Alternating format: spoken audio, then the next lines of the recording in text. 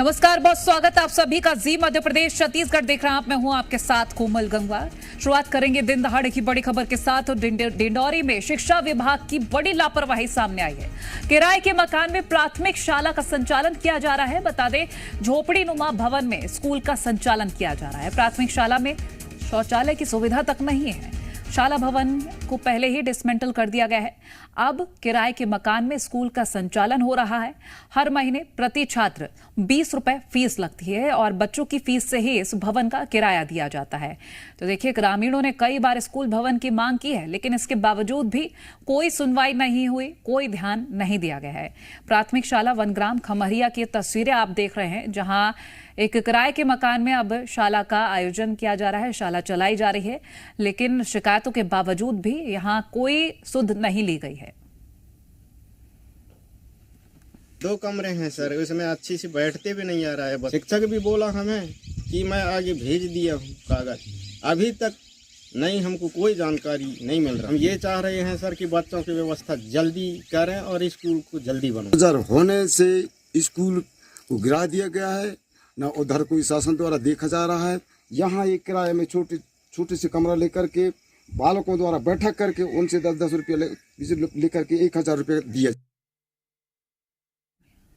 कमरे छोटा से 2 कमरे हैं और 39 बच्चों की इधर संख्या है।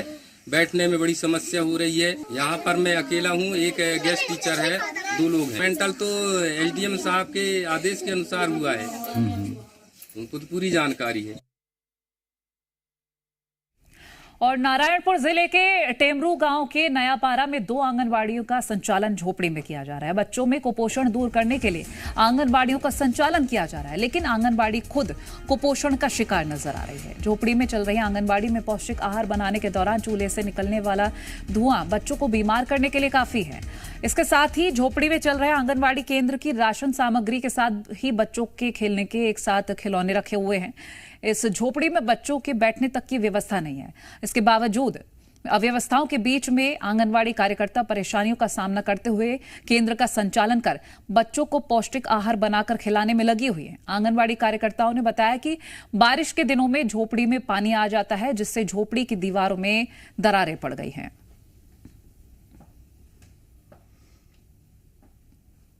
टेमरू गांव जो छोटे डोंगर के क्षेत्र में है, ये आंगनबाड़ी केंद्र स्वीकृत तो था, लेकिन पिछले 15 अगस्त के आसपास इसको संचालित किया गया है। संचालन के साथ साथ ही इसके लिए वर्तमान में भवन निर्माण की स्वीकृति दी जा चुकी है। ऐसे किराए में मकान उपलब्ध न होने के कारण स्थानीय स्तर पे जो उपयुक्त स्थल है उसका चयन करके आंगनबाड़ी केंद्र का संचालन किया जा रहा है, ताकि वहां की गर्भवती महिलाओं, कुपोषित बच्चों और शिशुवती महिलाओं को आंगनबाड़ी केंद्र से मिलने वाली जो सेवाएं हैं, जो लाभ है, वो प्राप्त। हेमंत संचेती हमारे साथ नारायणपुर से जुड़ गए अधिक जानकारी के लिए। हेमंत, अपडेट दीजिएगा, क्या सुधार के लिए कोई काम किया जाएगा या इसी तरह से एक ही झोपड़ी में सारे काम होते रहेंगे? जी, जो संचालन झोपड़ी में हो रहा है, जिसमें काफी दिक्कतें आ रहे हैं, गर्भवती माताओं को पोषण देने की बात हो या बच्चों को पोषण देने की बात हो, ये सभी दिक्कतें हैं जिसकी जानकारी जी मीडिया के द्वारा भी अधिकारियों को दी गई है। लेकिन अधिकारियों को रटाया बयान आ रहा है कि जनपद पंचायत को राशि दे दी गई है निर्माण की, लेकिन जब राशि जारी किए हुए लगभग साल भर हो गए हैं, उसका इन्होंने फॉलोअप भी नहीं लिया कि निर्माण कार्य शुरू हुआ है कि नहीं, या आगे निर्माण क्या हुआ है। और जब जमीनी स्तर पर हम जानने पहुंचे पूरी जांच के लिए, तो वहां पे जो भवन संचालित हो रहा है वो भी वो भवन किसी शिक्षक के द्वारा बनाया हुआ है, ना कि प्रशासन के द्वारा। तो इससे यह पता चलता है कि प्रशासनिक अमला जो सरकारी शासन के योजनाओं का क्रियान्वयन जमीनी स्तर पर किस तरह कर रहे हैं, और सरकार के जो दावे हैं वो जमीनी स्तर पर खोखले साबित हो रहे हैं। शुक्रिया ये जानकारी हमसे साझा करने के लिए हेमंत।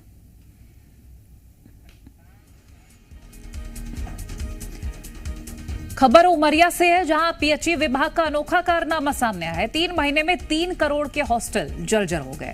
छात्रावास में अनियमितताओं का अंबार लगा हुआ है। कलेक्टर ने संबंधित अधिकारियों को नोटिस भी थमा दिया। 3 दिन में जवाब मांगा है। कार्रवाई की चेतावनी भी दे दी गई है। आपको बता दें, ये पूरा मामला अनुसूचित जाति छात्रावास करकेली का है। 3 महीने में 3 करोड़ के हॉस्टल जर्जर हो चुके हैं। फिलहाल इसमें नोटिस भी जारी किया गया है, जवाब मांगा गया है, लेकिन देखना ये होगा कि आखिर ऐसा कैसे हुआ है। 3 महीने में 3 करोड़ के हॉस्टल जर्जर हुए हैं। तो उमरिया से ये खबर आपसे साझा कर रहे हैं। अनुसूचित जाति छात्रावास करकेली का ये पूरा मामला बताया जा रहा है। 3 दिन में नोटिस का जवाब मांगा गया है।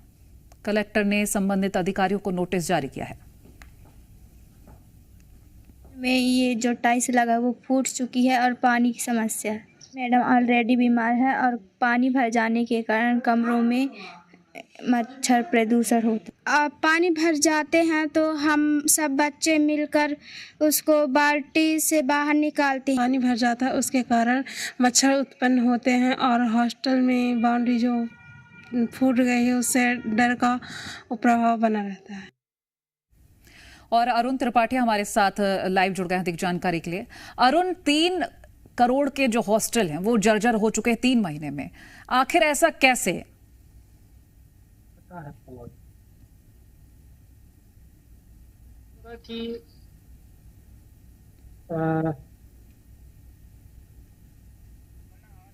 अरुण, आपको मेरी आवाज मिल रही है? जी, बताना चाहूंगा कि उमरिया जिले के करकेली जनपद पंचायत अंतर्गत का ये पूरा मामला है। निर्माण एजेंसी पीआईयू विभाग के द्वारा ये पूरे काम कराए गए हैं। जिस तरीके से 3 महीने के बाद ही इसकी पूरी गुणवत्ता खुल करके सामने आई है और गुणवत्ता विहीन कार्य कराए गए हैं, टाइल्स उखड़ गई है और छात्राओं को जो सुविधाएं मिलनी चाहिए वो बद से बदतर हो गई है। उनकी बाउंड्री वाल पूरी नहीं बनी है, नीचे से उसमें उसका निर्माण नहीं कराया गया है, जिसके कारण जंगली जानवरों का भय हमेशा बना रहता है। तो ये कहा जा सकता है कि पीआई विभाग के द्वारा 3 करोड़ रुपए जो शासन के द्वारा छात्राओं की सुविधाओं के लिए प्रदान किए गए थे, उसकी राशि खुर्द बुर्द कर दी गई है। चलिए, शुक्रिया ये जानकारी हमसे साझा करने के लिए।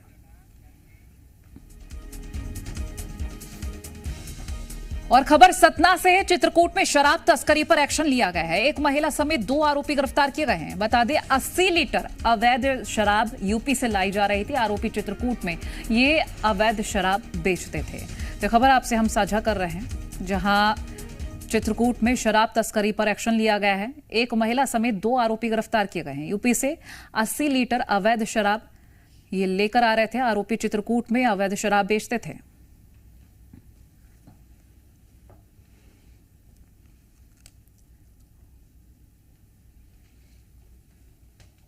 तो 80 लीटर अवैध शराब यूपी से लाई जा रही थी। आरोपी चित्रकूट में ये अवैध शराब बेचते थे। ये बड़ी खबर आपसे हम साझा कर रहे हैं।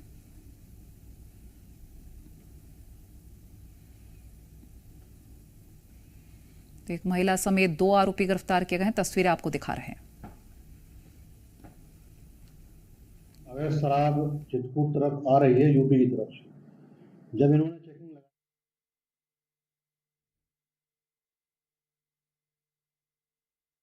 कि अवैध शराब चित्रकूट तरफ आ रही है यूपी की तरफ से, जब इन्होंने चेकिंग लगाई उसमें तो एक ऑटो से अवैध शराब जब्त हुई। जब्त अवैध शराब की कुल मात्रा 81 लीटर है। ये मस्ती गोल्ड देसी कंपनी की शराब है और इसका मूल्य लगभग 30,375। अवैध शराब को जब्त कर प्रकरण कायम किया गया है। और सरगुजा से खबर है, सरकारी शव वाहन में लकड़ी की तस्करी की गई है। बता दें यहां पर सरकारी शव वाहन से लकड़ी के 6 पटरे बरामद किए हैं। ड्राइवर समेत 4 लोग हिरासत में लिए हैं, जिनसे पूछताछ जारी है। ये बड़ी खबर आपसे हम साझा कर रहे हैं इस वक्त की।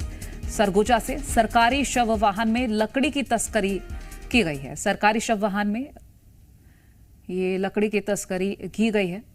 4 लोग हिरासत में लिए हैं, जिसमें ड्राइवर भी शामिल हैं। पूछताछ चल रही है।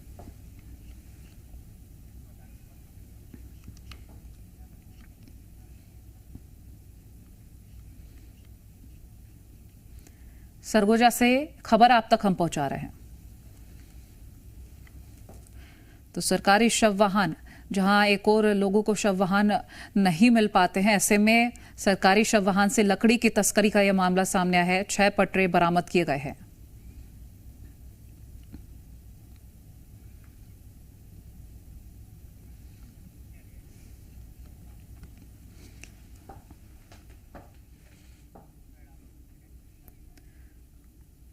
और खबर बलरामपुर से, जहां गुरुचरण मंडल का अंतिम संस्कार है। आज गुरुचरण मंडल के घर पर प्रतिनिधि पहुंचे हैं, जनप्रतिनिधि वहां पहुंचे हैं, लेकिन इस मौके पर पुलिस की तैनाती नहीं की गई है। कल ग्रामीणों ने पुलिस का विरोध किया था। तमाम तस्वीरें हमने आपसे साझा की थी। आपको बता दें, गुरुचरण का शव पुलिस थाने में मिला था।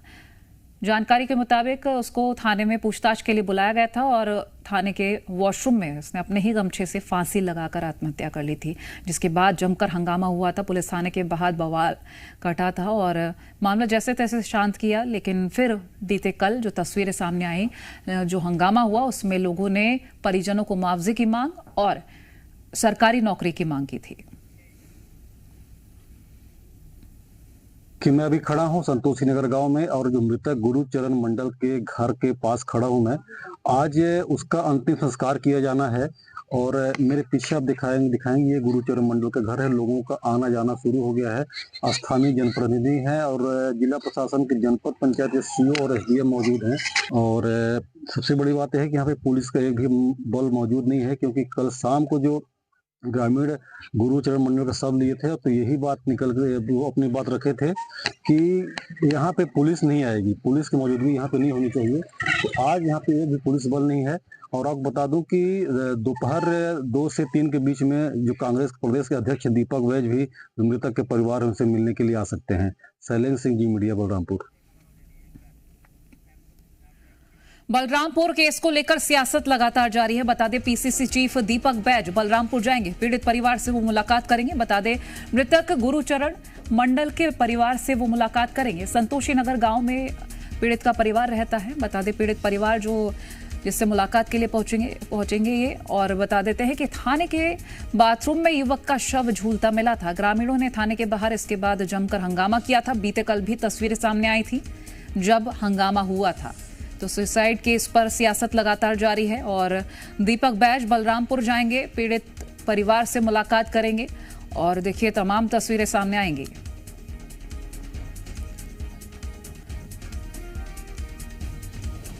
हेमंत संचेती हमारे साथ लाइव जुड़ गए हैं अधिक जानकारी के लिए। हेमंत, जब पुलिस थाने के बाहर तोड़फोड़ हुई तब भी सियासत, और अब बीते कल जो तस्वीरें सामने आई है जिसमें मुआवजे और नौकरी की मांग की गई है, फिलहाल दीपक बैज भी मुलाकात के लिए पहुंचेंगे, क्या क्या जानकारी मिल पाएगी?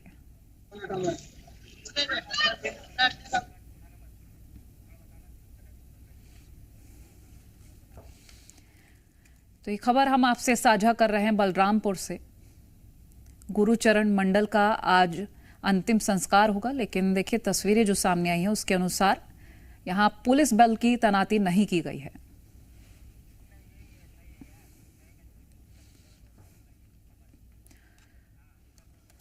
हेमंत संचेती हमारे साथ एक बार फिर से जुड़ गए। हेमंत, अपडेट दीजिएगा।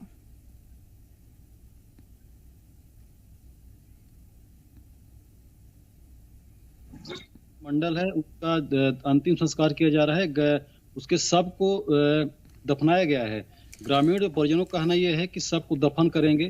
काफी मशक्कत के बाद शव को घर से ले जाके उसको घाट पहुंचाया गया है और शव को जलाया नहीं गया है। ग्रामीणों का कहना है कि भविष्य में अगर ऐसा कुछ अंदेशा या डाउट रहे तो साक्ष्य के तौर पे उसका शव वहां पे मिल जाए, इसलिए शव को दफना दिया गया है। और करीब 2 से 3 बजे का जो समय है, उस समय जो प्रदेश के कांग्रेस अध्यक्ष दीपक वैज, उनका भी दौरा इसी गांव में होने वाला है और पीड़ित परिवार से आके मुलाकात करेंगे। पुलिस की बात करें तो गांव में पुलिस की यहाँ पे एक भी जवान नहीं है, लेकिन गांव से करीबन 3 किलोमीटर पहले पुलिस के वहां पे पूरी बैरिकेडिंग किया हुआ है। जी, बहुत शुक्रिया ये जानकारी हमसे साझा करने के लिए। तो बलरामपुर से खबर हम आपसे साझा कर रहे हैं। गुरुचरण मंडल का आज अंतिम संस्कार है और देखिए सुरक्षा के मद्देनजर यहाँ पर कोई भी तैनाती नहीं है, किसी तरीके के कोई पुलिसकर्मी यहाँ पर कोई भी मौजूद नहीं है। लेकिन फिलहाल अब सियासत तो चरम पर है, देखना ये होगा क्या क्या और तस्वीरें सामने आती हैं। जबलपुर में प्रसिद्ध कथावाचक देवकी नंदन ठाकुर ने सनातन बोर्ड के गठन की मांग की। उन्होंने कहा कि देश में वक्फ बोर्ड रहेगा तो सनातन बोर्ड का भी निर्माण करना होगा। जितनी जमीनें वक्फ बोर्ड ने हथिया रखी है उतनी जमीन सनातन बोर्ड को देनी होगी। इस मुद्दे पर राजनीतिक पार्टियों से भी समर्थन मांगा गया है। साथ ही उन्होंने 16 नवंबर को दिल्ली में धर्म संसद के आयोजन की बात कही है, जिसमें कई मुद्दों पर चर्चा होगी।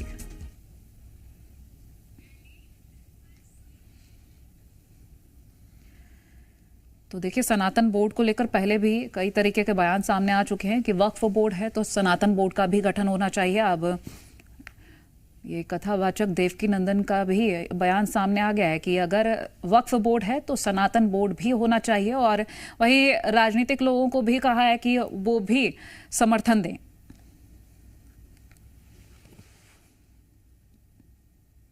ईमानदारी से, हम किसी के साथ बुरा नहीं करते, हमारे साथ कोई बुरा क्यों कर रहा है? हमारी बहन बेटियों को सुरक्षित नहीं है, हमारे देश सुरक्षित नहीं है, हमारी संस्कृति, हमारा धर्म, हमारे देवी देवता सुरक्षित नहीं है। इस भारत में, बांग्लादेश में हमारी बेटियों का पांव में रस्सी बांध के खींचा जा रहा है, उनका बुरा किया जा रहा है, और भारत में भी यही हो रहा है। मैं सभी सनातनियों से एक बार निवेदन करूंगा, 16 तारीख को आप लोग कितनी बार दिल्ली गए होंगे, पर इस बार अपने धर्म की रक्षा के लिए 16 तारीख को, 16 नवंबर आप लोग दिल्ली की तरफ रुख करिए और पूरे विश्व को बताइए कि हमारे धर्म पर अत्याचार हम नहीं सहेंगे, बर्दाश्त नहीं करेंगे, और जो ऐसा करेगा उसे मुंह तोड़ जवाब देंगे, ईंट का जवाब पत्थर से देंगे।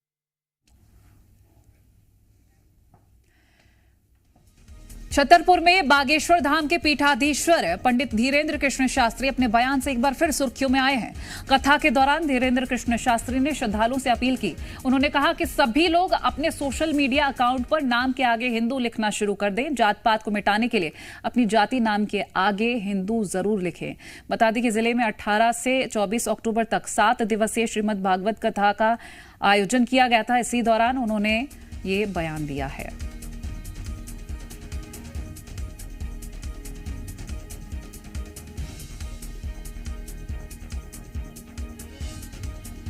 तो बागेश्वर धाम के पीठाधीश्वर ने लोगों से अपील की है कि अपने नाम के आगे हिंदू जरूर लिखें।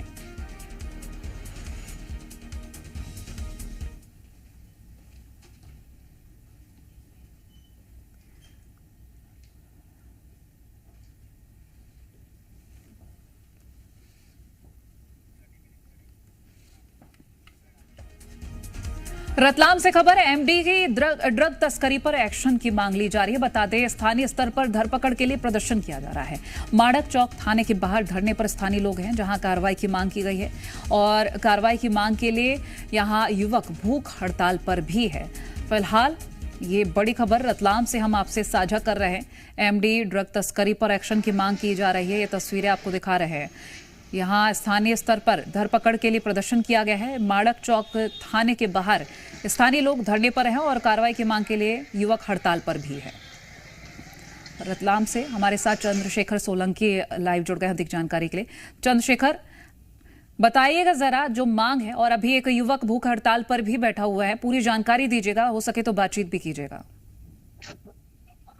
जी बिल्कुल, अनशन शुरू हो गया है और ये धरना प्रदर्शन की मांग जो है वो एमडी नशे के खिलाफ है। जो स्थानीय स्तर पर जो इसके तस्कर हैं उनकी धरपकड़ के लिए, देखिए बड़े तस्कर जो हैं वो तो पकड़ में आए हैं, मध्य प्रदेश के साथ साथ रतलाम में भी बड़ी कार्रवाई हुई है, लेकिन उसके बाद जो है अब इन लोगों की ये मांग है कि जो स्थानीय स्तर पर जिस तरीके से युवा नशे की गिरफ्त में आ रहे हैं उनके लिए जो है पुलिस को कार्रवाई करना होगी। स्थानीय स्तर पर जो नशा थोड़ी चल रही है उसे बंद करना होगी। देखिए लिखा है साहब की MDMA है, कोकीन है, सिंथेटिक आदि जो ड्रग है जितने भी, उनके खिलाफ जो है धरने पर बैठे हैं। क्या कुछ मांगे आपकी? आपने अनशन भी किया है, क्या कब तक रहेगा ये अनशन? जब तक रहेगा जब तक हमें प्रशासन ठोस कार्रवाई कर रतलाम के जो युवा है, जो 15, 16, 17, 18 साल के जो नए युवा है, जो इस करते जा रहे हैं, और ये एक बहुत ही तेजी से रफ्तार से बढ़ रहा है, और ये नशा इसकी पहचान भी नहीं हो सकती है। क्योंकि मांग क्या रखी है अभी आप? मांग ये रखी हमने कि ये जो नशा है इसके खिलाफ जो कानून है उसको मध्य प्रदेश शासन, हमारे माननीय मुख्यमंत्री जी कठोर से कठोर बनाए,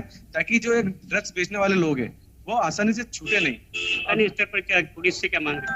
और स्थानीय स्तर पर हमारी पुलिस से मांग है, यहाँ पर प्रशासन आए दिन MD ड्रग्स पकड़ता है और वाहवाही लूटते हैं यहाँ पर, लेकिन वो जो MD यहाँ इस जिले से बनकर बाहर जा रही है उनको पकड़कर, लेकिन जो स्थानीय स्तर पर युवाओं के बीच में जो नशा बेचा जा रहा है उस पर आज तक कोई कार्रवाई अभी तक नहीं हुई है। कब तक रहेंगे अंदर? जब तक हमारी मांग पूरी नहीं होगी। तो देखिए लगातार ये मांग जो है जब तक पूरी नहीं होती है, सभी इसी तरीके से जो है थाने के बाहर बैठे हुए। देखिए माणक चौक का थाना है, शहर के बीच का थाना है, और वहां पर ये अपनी मांग को लेकर बैठे हैं। इन्होंने लिख दिया है और बता दिया है कि जब तक मांग पूरी नहीं होती, देखिए मांग भी यही है कि जो कार्रवाइयां तो होती है, बड़ी कार्रवाइयां हुई है, लेकिन स्थानीय स्तर पर युवा जो है अभी भी जो है नशे की गिरफ्त में है, उन तक नशा पहुंच रहा है। वो नशा जब तक पहुंचना बंद नहीं होगा, ये इस नशे के खिलाफ जो है, एमडी के खिलाफ जो है, ड्रग है सिंथेटिक जो जिसके कई बार बड़े मामले सामने आए, रतलाम में 3 करोड़ की जो है एमडी पकड़ी भी गई, उसके बाद शुक्रिया चंद्रशेखर ये जानकारी हमसे साझा करने के लिए। चलिए अब आपको दिखाएंगे 3 मिनट में 30 बड़ी खबरें।